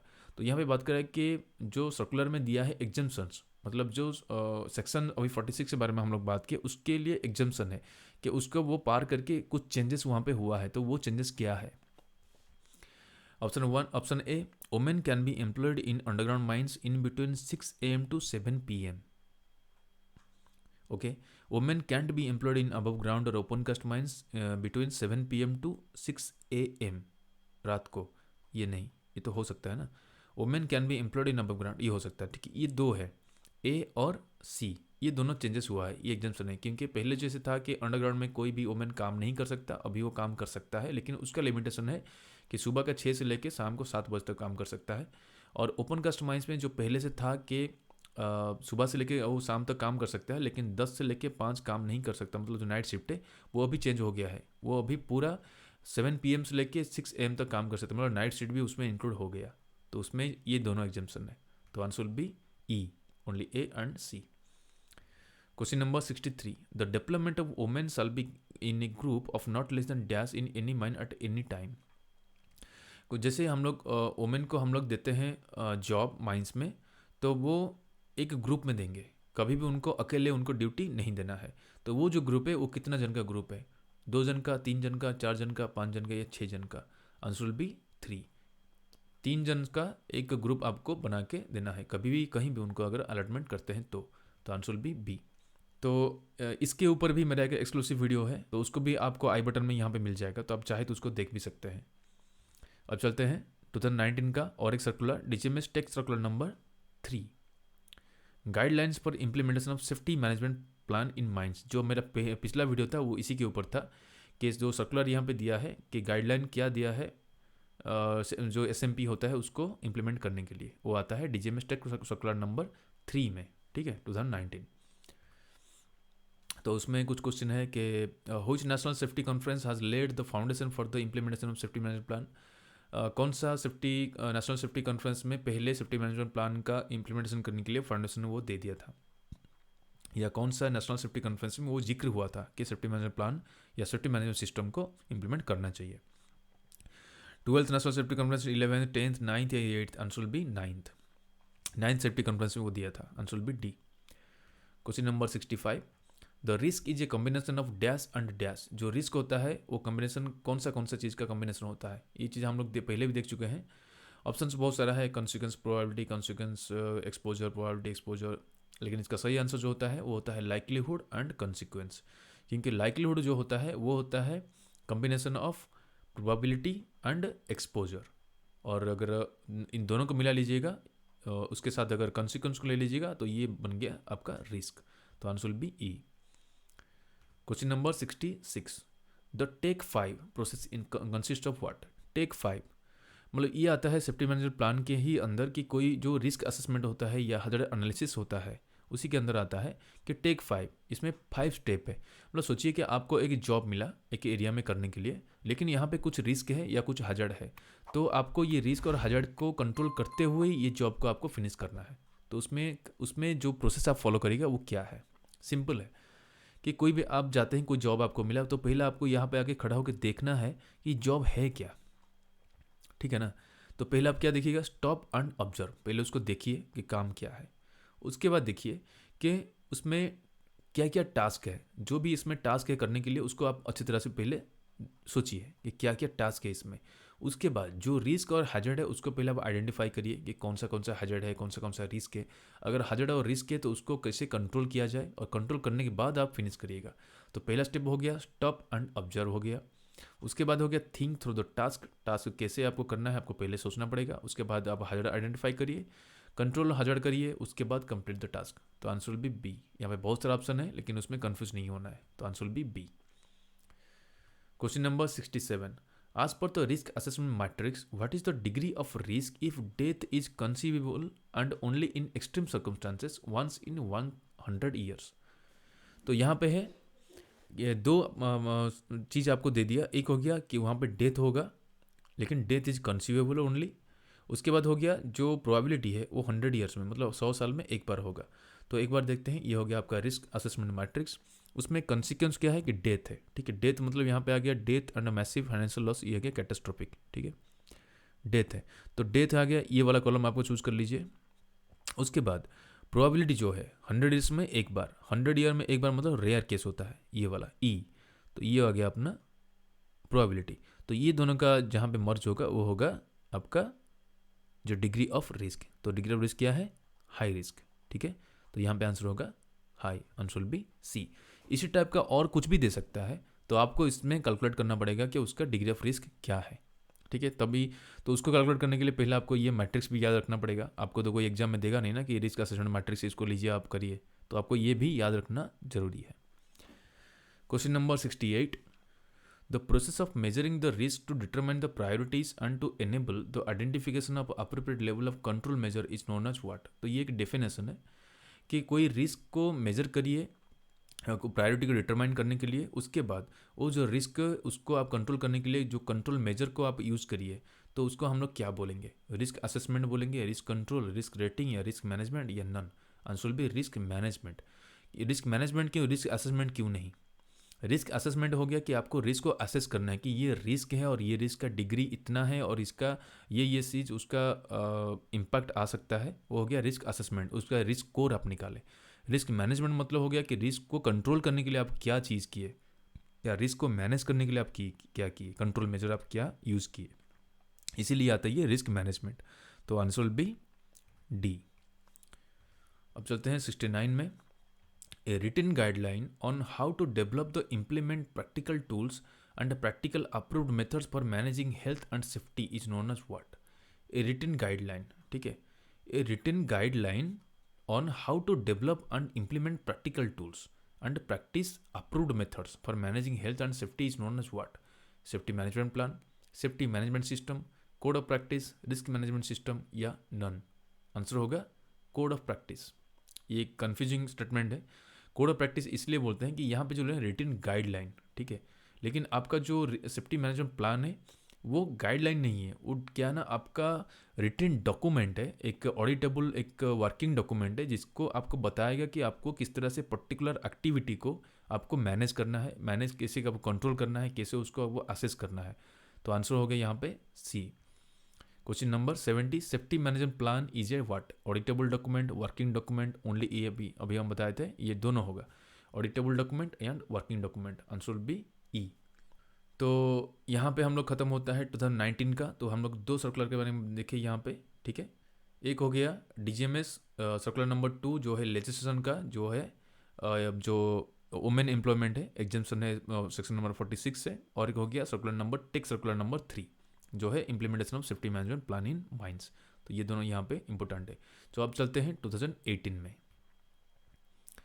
2018 इसमें सर्कुलर नंबर 1 है, standards of safety provisions of diesel equipment for use in below ground coal and metal ferrous mines.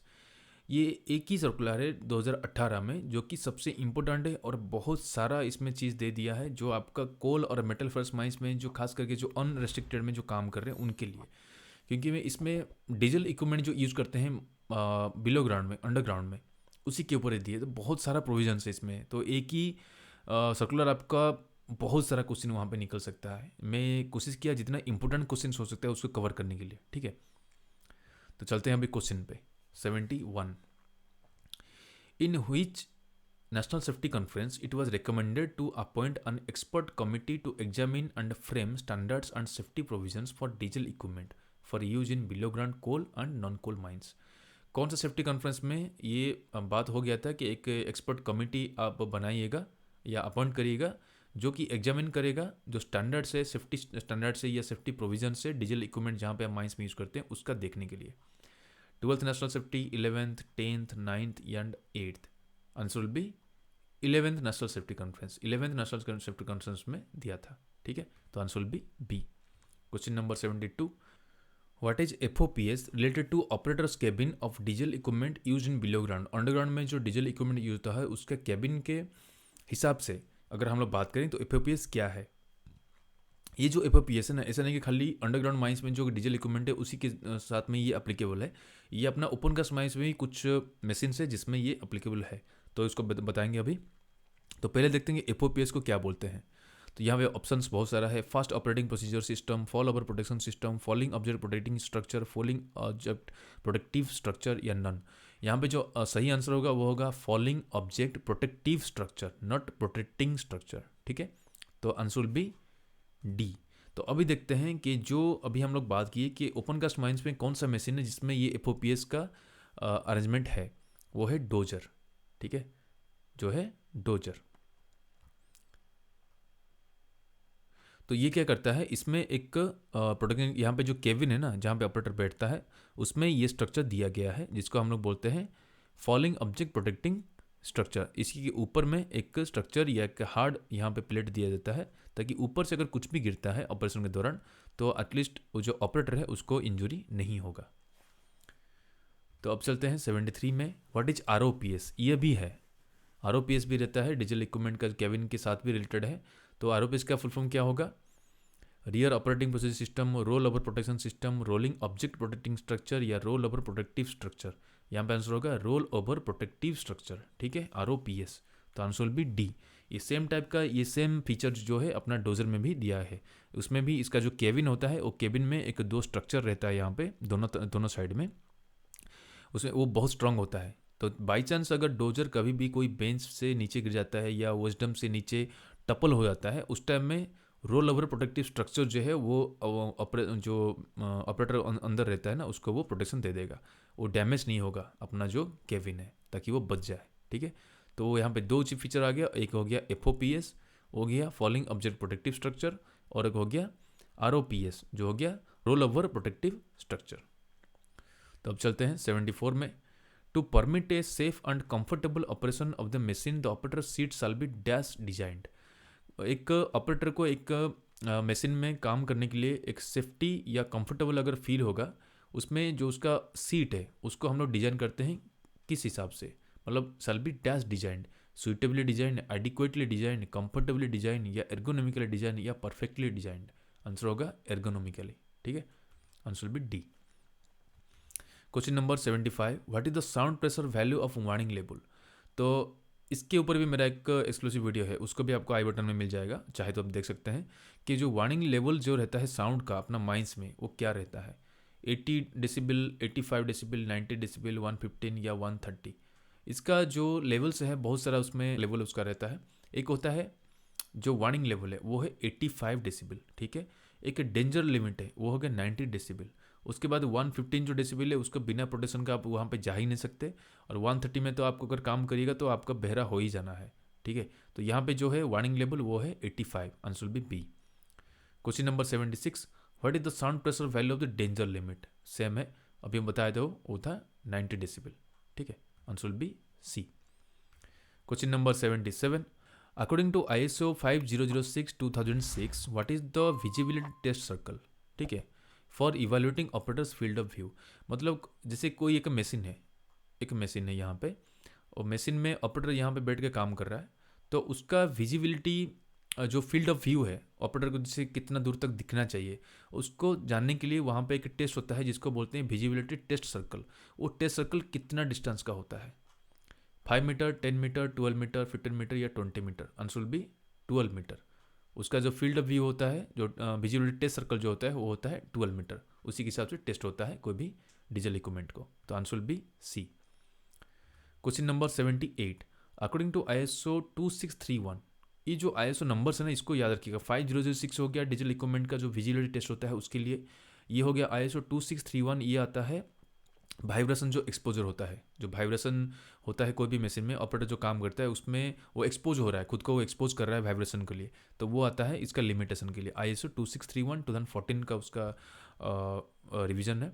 तो what is the operator's vibration exposure limit, 0.5 metre per second square, 1 metre per second square, 1.15 metre per second square, 1.5 या 2.15। Answer will be 1.15 metre per second square. Answer will be C. थोड़ा सा याद रखिएगा इसको। Question number 79, all pipes and hoses of fuel oil and lubricant shall be covered so that the oil from any leakage cannot contact any exposed metal surface where the temperature exceeds -°C under any conditions of the equipment। मतलब यहाँ पे बात कर रहा है कि कोई भी डीजल इक्विपमेंट है, वो डीजल इक्विपमेंट में बहुत सारा इंजन में जैसे बहुत सारा होसेस रहता है, बहुत सारा वहाँ पे पाइप्स भी लगा रहता है, तो उसमें बहुत सारा स्ट्रक्चर ऐसा रहता है जो मेटालिक सर्फेसेस होता है जिसका टेम्परेचर हमेशा हाई रहता है, ठीक है। तो वो जो पाइप्स होता है, वो जो होस पाइप्स होता है उसको इस तरह से कवर किया जाता है ताकि उसमें बाई चांस कुछ लीकेज भी होता है ना तो भी डायरेक्टली वो मेटल सरफेस में ना गिरे। तो वो जो टेम्परेचर है, वो जो मेटल सरफेस टेम्परेचर वो कितना रहता है, तो जिसके लिए हम लोग अरेंजमेंट करना पड़ता है कि वहीं पे डायरेक्टली वो ना गिरे। 95 डिग्री सेल्सियस, 100, 110 या 120 या 130? Answer will B 120। ये टेम्परेचर है 120 डिग्री सेल्सियस से अगर ज़्यादा कोई सरफेस है तो वहाँ पे डायरेक्टली कोई ऑयल या लुब्रिकेंट उसमें ना गिरे।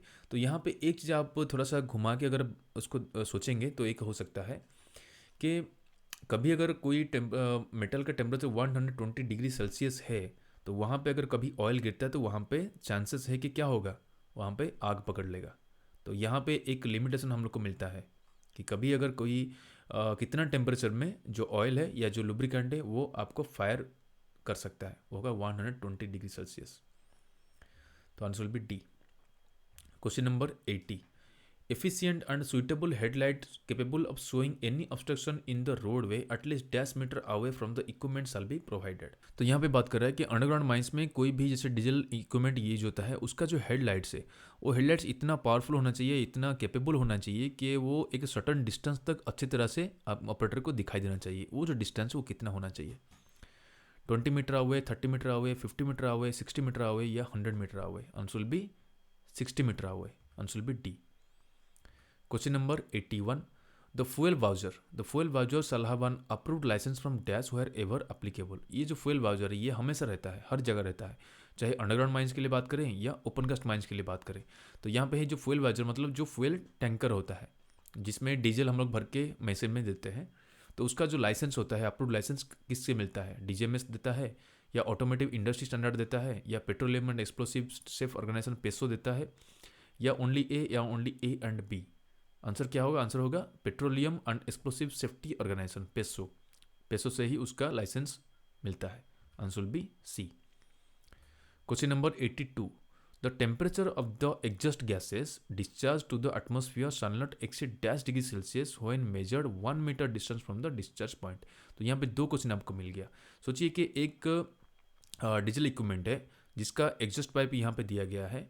तो एग्जॉस्ट पाइप से जो गैस यहाँ पे जाता है उसका टेम्परेचर कितना रहना चाहिए, और सेकंड हो गया जो टेम्परेचर को हम लोग मेजर करते हैं वो कितना मीटर डिस्टेंस के मेजर करते हैं। ऐसा नहीं कि जहाँ से निकलता है उसके मुंह के पास ही रख के उसको मेजर करेंगे, वो तो हमेशा हाई आएगा, लेकिन कितना मीटर डिस्टेंस एक स्टैंडर्डाइज किया गया है उसको।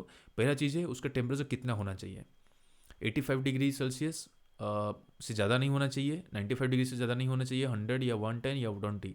जो टेम्परेचर है वो 85 डिग्री सेल्सियस से ज़्यादा नहीं होना चाहिए। ठीक है, आंसर विल बी ए। और वो जो डिस्टेंस से हम लोग मेजर करते हैं टेम्परेचर वो होगा यहाँ से 1 मीटर डिस्टेंस। 1 मीटर डिस्टेंस के बाद यहाँ पे हम लोग टेम्परेचर मेजर करते हैं कि कितना टेम्परेचर है। तो चलते हैं अभी 83 में। The engine shall be tested according to the emission norms of dash. जो डीजल इंजन से हम लोग यूज़ करते हैं अंडरग्राउंड माइंस में, अगर इस तरह से बात करें तो ओपन कास्ट माइंस में भी डीजल इंजन यूज होता है, तो उसका स्टैंडर्ड जो एमिशन स्टैंडर्ड है वो कौन सा स्टैंडर्ड को फॉलो करता है? BS2, BS3, BS4, BS5 या BS6? Answer will be BS3। Answer will be B. Okay, चलते हैं भाई 84 में। No diesel equipment shall be operated in any working place where the velocity of air current is less than dash metre per minute. ये आ गया ventilation के ऊपर।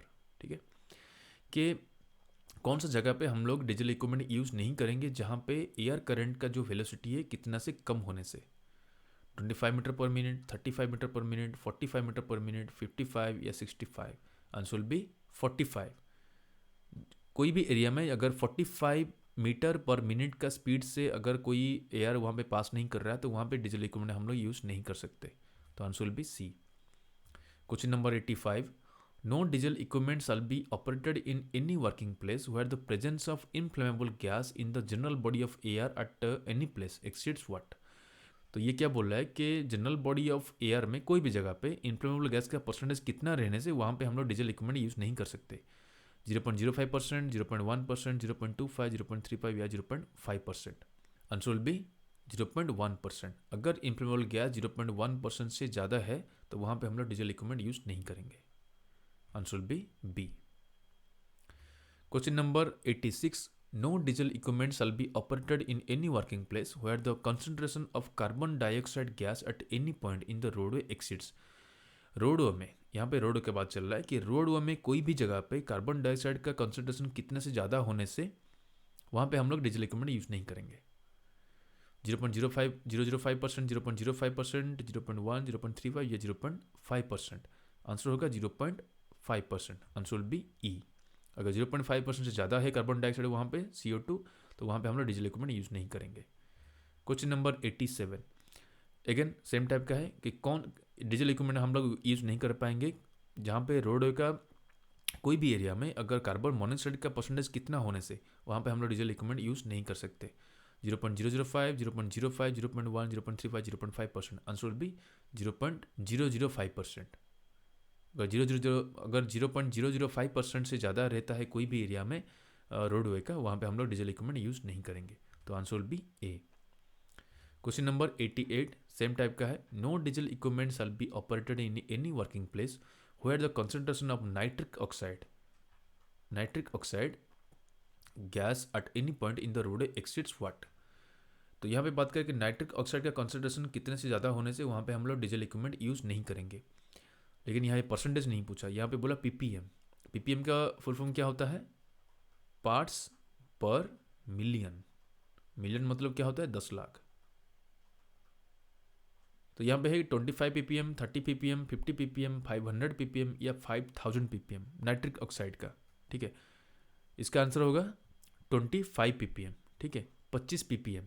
तो 25 ppm को अगर हम लोग परसेंटेज में हम लोग उसको कन्वर्ट करें तो कितना परसेंटेज होगा? जो अभी बात की थी हम लोग कार्बन डाइऑक्साइड का, कार्बन मोनोऑक्साइड के बारे में परसेंटेज में बात किए, तो अभी अगर बात करेंगे नाइट्रिक ऑक्साइड का, इसको करेंगे तो 25 ppm। ठीक है, तो यहाँ पे आ गया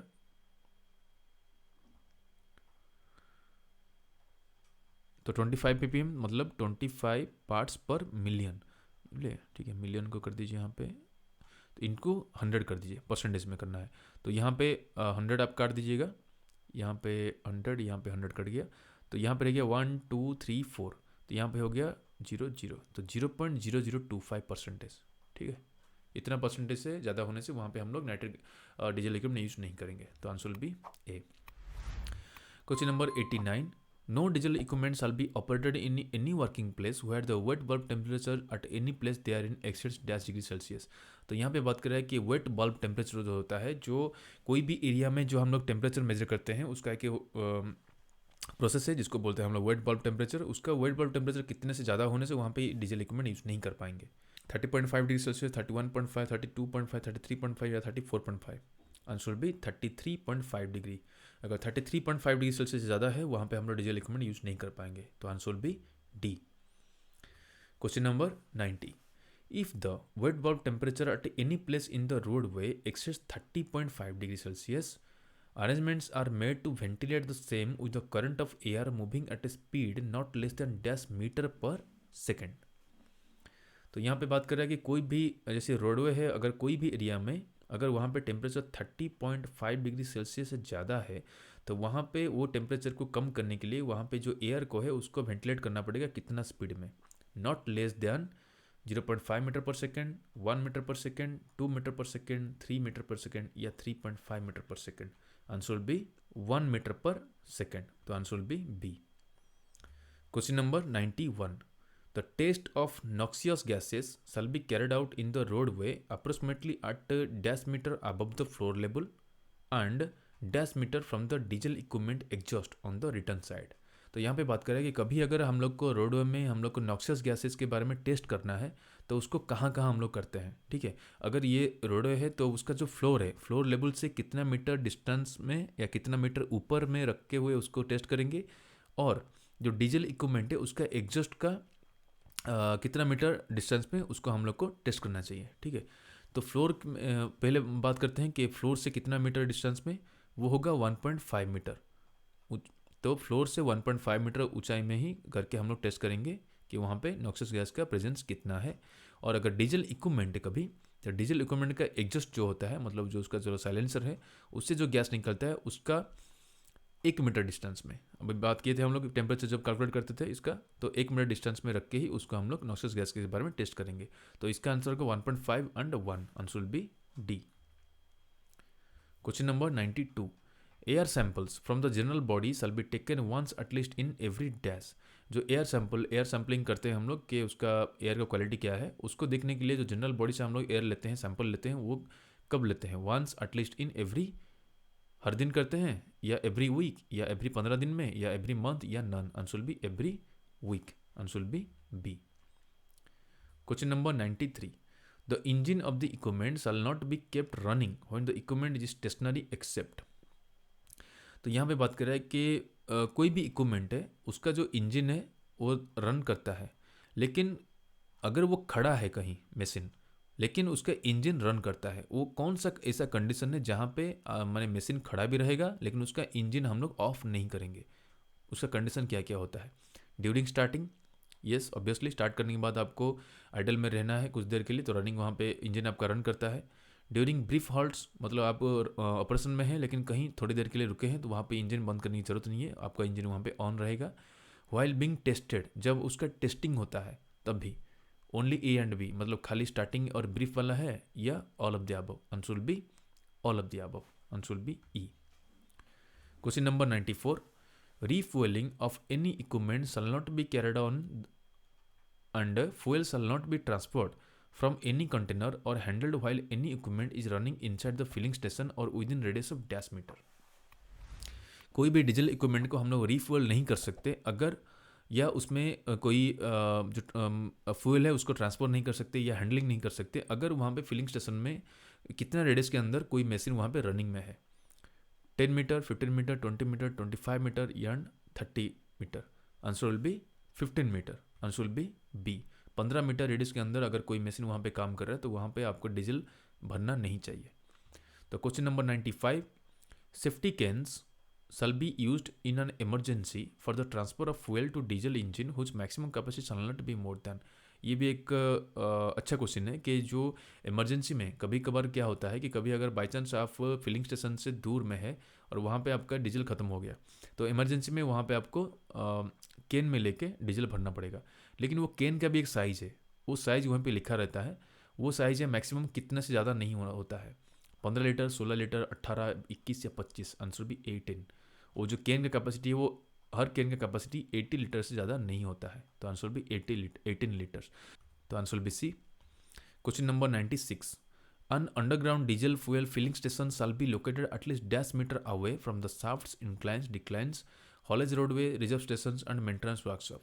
जो डीजल फ्यूल फिलिंग स्टेशन जो होता है वो शाफ्ट से, इंक्लाइन से, या हॉलेज रोडवे या रिजर्व स्टेशन जो हो गया उससे, या मेंटेनेंस वर्कशॉप हो गया उससे कितना मीटर डिस्टेंस में रहता है? 30 मीटर, 40 मीटर, 45, 50 या 55, answer will be 50 metre, minimum 50 metre distance में वो होना चाहिए, तो answer will be D. Question number 97, an underground diesel fuel filling station shall be located at least dash metre away from the power cables and electric equipment. जो filling station है वो power cable कहीं भी है या इलेक्ट्रिक इक्विपमेंट कहीं है, तो वहाँ से कितना मीटर डिस्टेंस में वो रहना चाहिए? 15 मीटर, 20 मीटर, 35, 45 या 50, answer will be minimum 15 metre, answer will be A. Question number 98, no equipment shall ply in any roadway where the clear space from the roof is less than dash mm if the equipment is provided with a canopy closed cabin for the operator। मतलब यहाँ पे condition दिया है, जो equipment है वो है उसमें कैनोपी दिया है या मतलब क्लोज्ड केबिन दिया है, तो उस कंडीशन में मतलब ये रोडवे है, यहाँ पे कोई इक्विपमेंट यहाँ पे है जिसमें उसका कैबिन भी दिया हुआ है, अच्छा खासा कैबिन है, क्लोज केबिन है, या उसके ऊपर कैनोपी भी दिया है, मतलब प्रोटेक्शन है वहाँ पे। लेकिन रोड में कौन सा एरिया में जिसमें रूफ से लेके उसका जो केबिन का क्लियरेंस कितने से कम होने से वहाँ पे कोई भी इक्विपमेंट यूज़ नहीं होगा? 150 mm, 300 mm, 350 या 500 या 1000, आंसर विल बी 300 mm। ठीक है, ये जो क्लियरेंस है 300 mm से अगर कहीं भी कोई भी एरिया में कम होता है तो वहाँ पे कोई भी इक्विपमेंट जिसमें केबिन है वो यूज़ नहीं होगा, तो answer will be B. Question number 99, no equipment shall ply in any roadway where the clear space from the roof is less than dash meter if the equipment is not provided with a canopy closed cabin for the operator। तो यहाँ पे पूछ रहा है in metre, ठीक है, वो mm में था यहाँ पे, लेकिन और एक कंडीशन दिया है कि जो डीजल इक्विपमेंट है वो इक्विपमेंट का केबिन नहीं है, मतलब ठीक है, या उसमें कैनोपी नहीं दिया है, मतलब वो सेफ नहीं है, तो उसमें क्लियरेंस कितने से कम होने से वहाँ पे इस टाइप का यूजमेंट मतलब इक्विपमेंट यूज़ नहीं हो पाएगा। 0.5 मीटर, 0.8 मीटर, 1.2, 1.5 या 1.8 metre, answer will be 1.8 metre. कोई भी जगह पे अगर 1.8 मीटर से क्लियरेंस कम है तो वहाँ पे इस टाइप का जो इक्विपमेंट है वो यूज़ नहीं हो पाएगा, जिसमें वो कैनोपी नहीं होगा या कुछ केबिन उसका नहीं दिया होगा, तो आंसर विल बी ई। तो अब चलते हैं last question of this video. Every roadway in which any diesel equipment is operated shall be examined for clearance condition of the roof and sides, ventilation, illumination, etc. once at least every dash hour. तो roadway जो होता है, every roadway जहाँ पे diesel का equipment चलता है उसमें एग्जामिन भी होगा, उसका क्लियरेंस कितना है, उसका कंडीशन, रूफ का कंडीशन कैसा है, साइड का कंडीशन कैसा है, वेंटिलेशन सही है कि नहीं है, उसमें लाइटिंग कैसा है, ये सब चेक होता रहता है. तो वो कब होता है? Once at least every dash hour, every 8 hours, every 16 hours, every 24, every 36, every 72 hours. Answer will be in every 24 hours, मतलब हर दिन. तो आंसर विल बी सी. तो ये हो गया टोटल 100 क्वेश्चंस. इसके अलावा ये जो सर्कुलर है इसमें और भी बहुत सारा क्वेश्चन आपको मिल जाता है, लेकिन जो इंपॉर्टेंट क्वेश्चन है उसको हम यहाँ पे लेके आए. तो फ्रेंड्स ये हो गया total 100 questions of this video. इसके बाद हम लोग जो नेक्स्ट पार्ट लेके आएंगे उसमें आएगा 2017 से लेके नीचे वाला, मतलब रिवर्स ऑर्डर में हम लोग जा रहे हैं. ठीक है. तो फ्रेंड्स अगर आपको वीडियो अच्छा लगा है तो प्लीज़ लाइक करिए, शेयर करें, सब्सक्राइब जरूर करिएगा चैनल को. अगर कुछ भी आपको ज़रूरत है, कुछ भी आपको इसमें कन्फ्यूजन है या क्या चीज़ उसमें और एक्स्ट्रा ऐड कर सकते हैं तो उसका कमेंट में ज़रूर बताइएगा.